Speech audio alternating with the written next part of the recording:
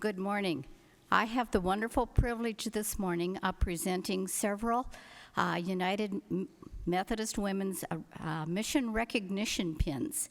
And we have some wonderful people in our congregation. I just wish sometimes we could give a lot more, because when I look around and I see all the people in this church who are working so hard and volunteering and doing whatever they can to make life better for everyone else. As I said, I wish we could give out more. But this morning, I have 3 to give out. So I will begin with my first one. While our honored person worked at IBM, he was unable to commit to any volunteering. When he retired, he was free to help in many ways. He started taking pictures of the handbell players in the 1990s. He continues to taking pictures of the UMW, this is in my way, and of church events. He is always ready to help at rummage sales with his covered trailer and helping at our UMW teas. He has poured many coffees and cleared many plates. For many years, he has opened his home for the in-betweener steak fry, and he also counts money for the church on Sundays. I hope he gets it all in the pot where it belongs. We appreciate all the time that he has been able to help the UMW and Christ United Methodist Church. Outside of church, he is active with the Daymakers Kiwanis, where he has served as president and lieutenant governor and is the webmaster for the group. And he's also part of the IBM Alumni Club. So today, we would like to honor Dick Odell with a special mission recognition pin. Dick, I know you're here.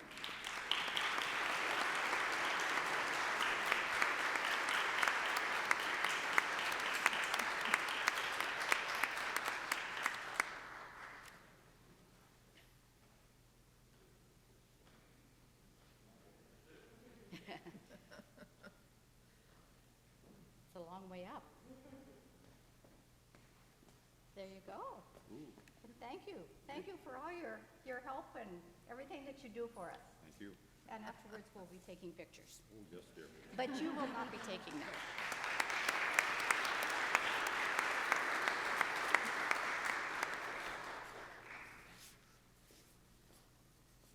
Next, we would like to award a special mission recognition to a woman who has and is rendering valuable services to the United Methodist Women, our church, and the community.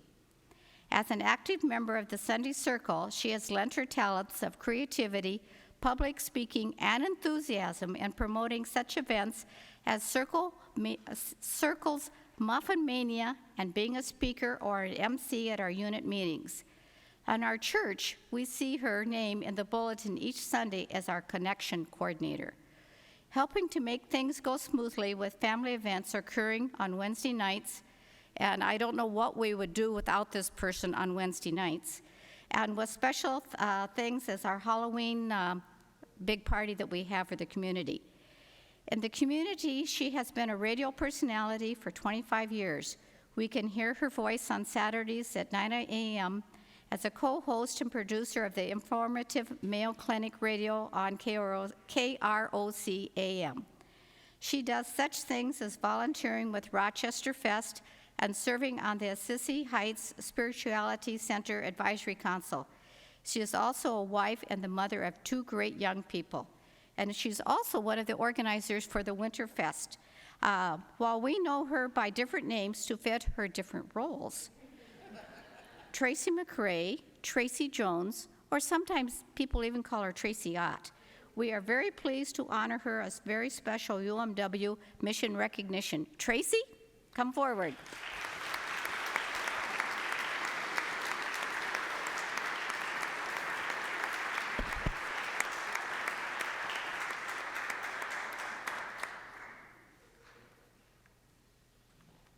See what sneaky things we can do. Very sneaky. Thank you so much. Congratulations. Thank We you. will meet later.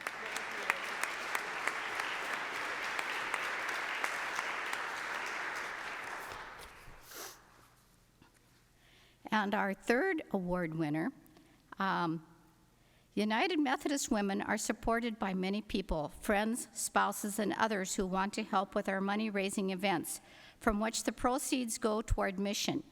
Today, we would like to honor a man who for 25 years has actively participated in UMW, mostly behind the scenes. For 4 years, he guided and helped the local UMW treasurer with his know-how on using spreadsheets and accounting procedures. He did such a good job that his treasurer moved up to be the district treasurer, and he spent another 4 years making sure every penny of that organization was accounted for. However, when the treasurer was asked to move up to be the state conference treasurer, she had to confess she was only the front and not the brains. This person has provided computer knowledge, helping to set up the UMW yearbook and newsletter, making tickets, programs, signs, flyers, or whatever is needed. He has faithfully helped with the UMW rummage sales by greeting people, helping at curbside, lifting and carting in donations. And he has quietly and without complaint planned his personal trips and schedules around the happenings and events of UMW. Today, we would like to honor John Iverson with a special mission recognition pin. John?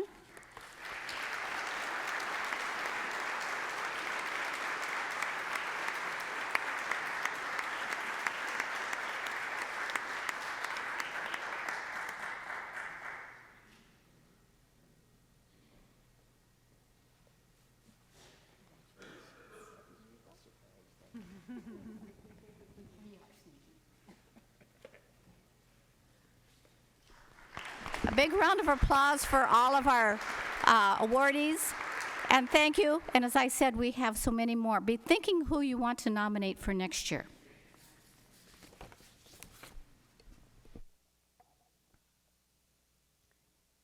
Thank you, Kathy. And thank you for all of you who give attention and help and encouragement to United Methodist women in this church. We have this way of showing a few people recognition, but we want to recognize all of you because that's what makes the difference here, that we have such cooperation and good feeling about what we're doing. When I was asked to speak this morning, and please tell me if you can't hear me, I've asked someone to raise their hand if they can't, because this is not my usual way of being involved in the congregation. When I was asked to speak about this on the 150th anniversary, I consider it a great privilege, and I decided to talk about compound interest. And to do that, I decided to use the passage from Matthew 25, very, very familiar parable that you've all heard many times, I suppose. But I'm reading it from the Message by Peterson, and I'm going to read it to you now. The subtitle in my Bible is The Story About Investment. It's all, and Jesus, remember, was talking about the kingdom of God, or the realm of God, what it's like. And he says, it's like a man going off on an extended trip. And he called his servants together and delegated responsibilities. To one, he gave $5,000. To another, $2,000. And to a third, $1,000, depending on their abilities. Then he left, and right off, the first servant went out and went to work and doubled his master's investment. The second did the same, but the man with the single $1,000 dug a hole and carefully buried his master's money. After a long absence, the master of those three servants came back and settled up with them, and then the one given $5,000 showed him how he had doubled his investment, and his master commended him, saying, "Good work. You did your job well. From now on, you will be my partner." And the servant with the 2,000 showed that he had doubled his master's investment, and his master commended him, "Good work. You did your job well. From now on, you are my partner." And the servant given 1,000 said, "Master, I know you have high standards, and you hate careless ways, that you demand the best and make no allowances for error. I was afraid I might disappoint you.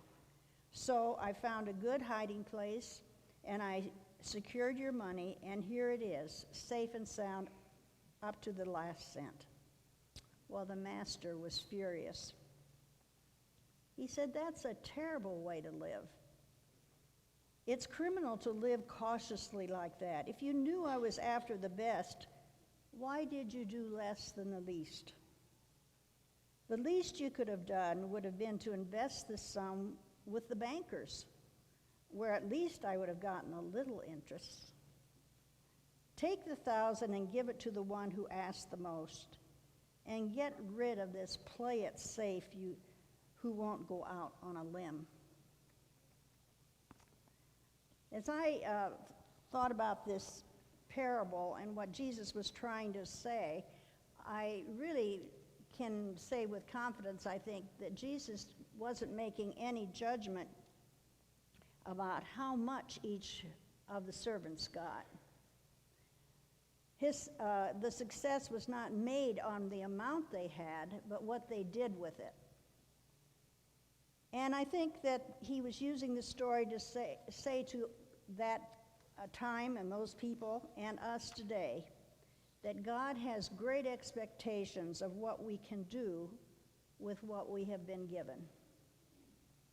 In the parable, 2 of the servants recognized that to double their amount of return was what they should do rather than to rely on simple interest.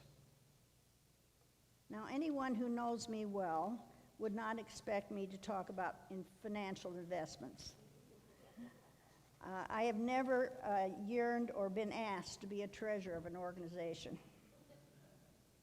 But today on United Methodist Women's Sunday, I want to tell you that I believe over the 150 years of this Methodist Women's Organization, women have shown great wisdom in investing and reinvesting. The scripture I read doesn't talk about compound interest, but I'm guessing that was the secret of the 2 servants' success. The definition for compound interest can be thought of as interest on interest. It is the result of reinvesting interest rather than paying it out. In other words, the servants in the parable may have managed to invest the interest gained on the master's money again and again until they doubled the principal. Quite a contrast from the 3rd servant who buried his money in fear.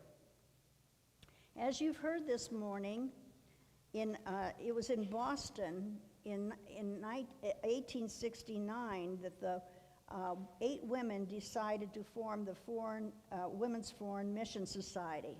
Now, that was the first name of this group, and as you've heard, there were several names to today that it's now United Methodist Women.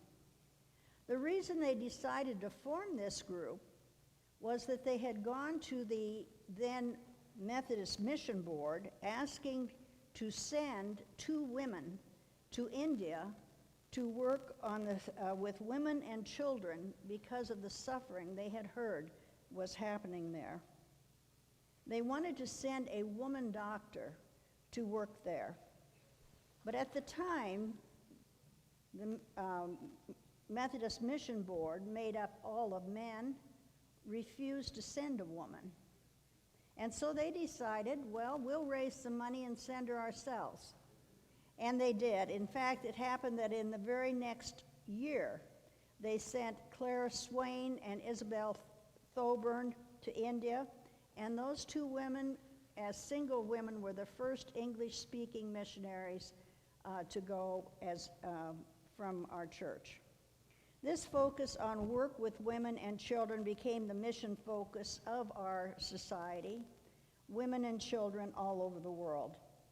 And for over 150 years, it would be impossible to list all the way we descendants of this initial group have found to raise money to invest and reinvest in 100 countries around the world.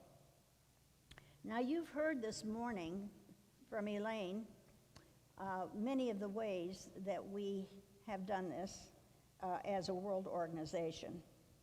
But I wanted to mention that if you have been part of this United Methodist congregation, you undoubtedly have been an investor.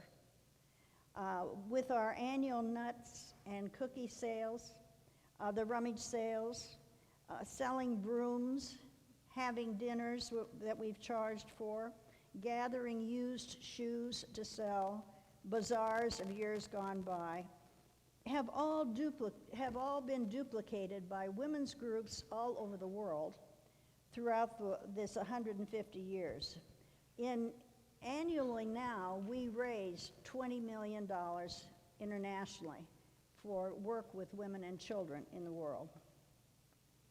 Today, I'd like to illustrate the impact of these investments made, and I'm going to use just one area of education of girls as my focus. And I'm going to share it from the standpoint of having lived in Pakistan.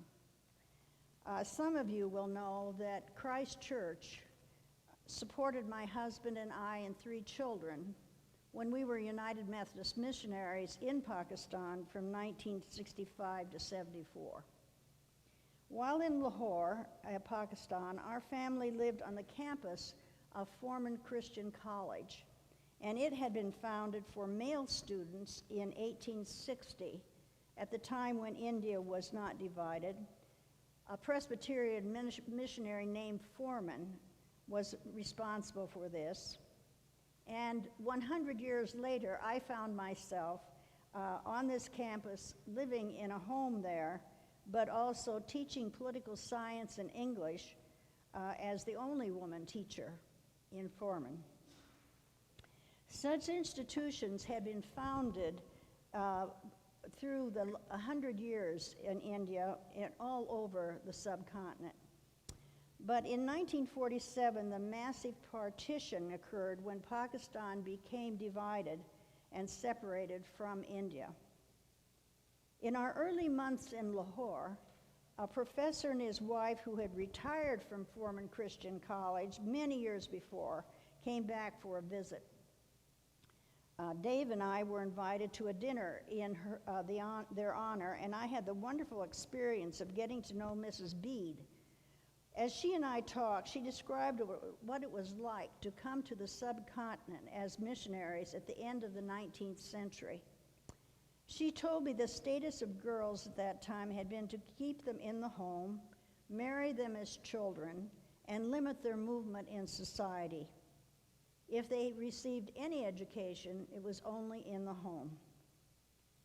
Around the turn of the century, a small group of missionary professors' wives, including Mrs. Bede, began to talk about the need for schools to educate girls in the girls of working class families and see if they could convince the families to let their daughters get educated. I wish I could create for you the images of what was called the Old City then and is still called the Old City in Lahore. It is a remarkable place to go walk through. Very, very narrow lanes, tall buildings, little shops all along the street, quarters for the living of the families above, and all kinds of, at that time would have had all kinds of carts and animals within the streets. And only men to be seen out on the streets. What courage for these Western women to venture into that space and start knocking on doors of families, asking them to think about the idea of letting their daughters out of the house and going to a school. After all their efforts, Mrs. Bede told me they had less than 10 families that would agree to send their daughters to be educated. That was the first girls' school to be founded in Lahore. When we arrived in the middle of the 20th century, one of the girls' schools that was there was Lucy Harrison Girls' School, a boarding school. And it had been founded by the Methodist Women's Society. As I've indicated at that time, the education of girls was considered unnecessary. But eager to remedy that situation, a missionary, Dr. Buchanan, in 1912 wrote to the Methodist Mission Board in the United States, pointing out educated girls offered, and I quote, a unique opportunity to establish a foundation that will bear fruit for all time, unquote. He asked that the Women's Foreign Missionary Society send a female missionary to Lahore to open a school for girls. And in response, a veteran missionary who was an experienced educator, Lily Dexter Green, came to Lahore. She succeeded to ask the Women's Society for funds, and it was initially $5,000. And she started the school, which grew and grew, and added a high school in 1950, and it has been a model school for girls in Pakistan ever since. Our UMW unit here, when we were in Pakistan and sometime beyond, directly gave to Lucy Harrison Girls' School. Now, before we think this is an old story of another century, it is important to understand that today, in 2019, the nation of Pakistan still does not have a public school system for all children. When we arrived in the 1960s, the literacy rate in Pakistan was 25%. Today, still, less than half of females can read and write. This need to continue invest and reinvest in women's education has been recognized worldwide through the experience of Malala Yousafzai, Nobel Prize winner, who at age 14 was shot in the head in Pakistan because of her campaign for girls' right to education. She stated, quote, "Even if they come to kill me, I will tell them what they are doing is wrong, that education is our basic right." She knows that in 2019, in Pakistan, her home country, over 5 million primary school-age children are out of school. This is the third highest number of out-of-school children in the world, and 63% of them are girls. I focused on Pakistan because of my familiarity with it, but the education of girls is a world issue. In her book, Becoming, former First Lady Michelle Obama writes, "Education has been a primary instrument of change in my own life, my lever upward in the world. I was appalled that many girls, more than 98 million worldwide, according to UNESCO studies, didn't have access to it. There seemed to be an idea astonishingly prevalent in certain parts of the world that it's simply not worth it to put a girl in school, even as studies consistently have shown that educating girls and women and allowing them to enter the workforce did nothing but boost the gross national domestic product of countries that did this." Since this small beginning in India in 1870, United Methodist women have been involved in the establishment of schools, hospitals, clinics, occupational training centers, community centers, and all kinds of ways to impact women and children. In fact, today, 18 colleges for women are flourishing because of the investment and reinvestment by our organization throughout the world. Long after we had returned to Rochester, One summer I was attending the United Methodist Women's School of Mission on the Hamlin University campus in Twin Cities. In one of the buildings, displays of the work of UMW throughout the world were available for view. And as I was standing looking at the materials, a young Korean man came to the table and said, "Well, what are you doing?" And I said, "Well, this is a display that I'm interested in." He said, "Well, what's it about?" And I said, "Well, it's about United Methodist women's work around the world." I said, "We're here to study and learn about current events, and these are some of the places in the world where we are active." He said, "Well, I'm here at Hamlin because a group of us have come for a summer program to learn English." And he said, "But I know about this work in Korea." I said, "Well, yes, I'm sure you do, because Ewha Women's College is a very famous college in Korea that United Methodist Women founded." And he said, "I know, and I want to thank you, because it's because of this work that my mother can read." Compound interest isn't much more than talking about money. But what Jesus was trying to say, and what I'm trying to say this morning, is our investment and reinvestment in the lives of people can make so tremendous difference in the world.